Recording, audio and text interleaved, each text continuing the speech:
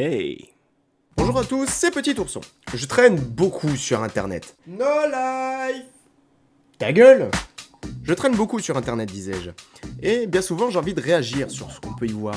Alors oui, je pourrais parler des nominations Facebook, des conneries qui en découlent avec les autres nominations, même les gens qui en meurent. Mais non. Trop simple.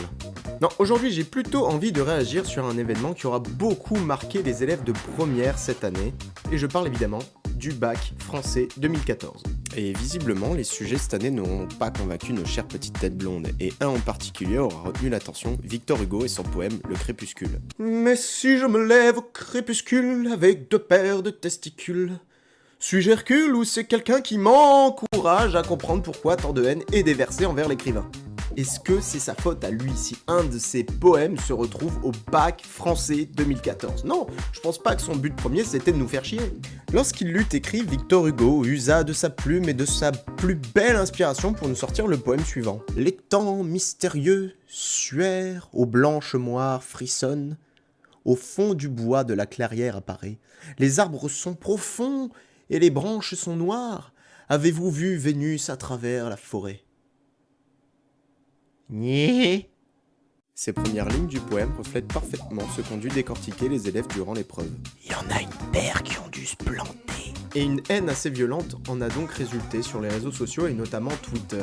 On aura donc eu le droit à des commentaires du style « Victor Hugo, si je te croise dans la rue, t'es mort ». Ou alors « Victor Hugo, premier moment de sa vie où il est populaire, ce gros fils de pute ». Bon, je ne pense pas que cette personne sache réellement qui est Victor Hugo. Bref, les commentaires, en veux-tu, en voilà, les tweets, il y en a eu beaucoup, mais alors là, beaucoup. Alors certes, le poème n'est pas facile à prendre en main, mais aujourd'hui Victor Hugo est mort et a beaucoup participé à notre patrimoine. Et puis merde, fallait réviser! Non mais oui, je sais, réviser. S'il existait des nominations pour se faire casser la gueule, je pense qu'il serait en tête de liste. Et la palme d'or de la connerie 2014 est attribuée à la jeunesse française. À tous ceux qui auront donc raté le bac français à cause de ce texte, je vous dirais juste...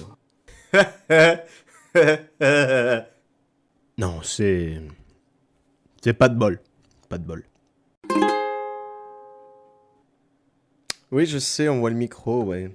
Et je sais, la qualité est dégueulasse, mais c'est pas grave. Non, bref, non, c'était juste un petit ajout pour remercier hightech.fr qui va certainement me servir de source la plupart du temps pour les prochaines vidéos, s'il y a des prochaines vidéos. J'espère donc que cette première vidéo vous a plu et je vous dis à la prochaine.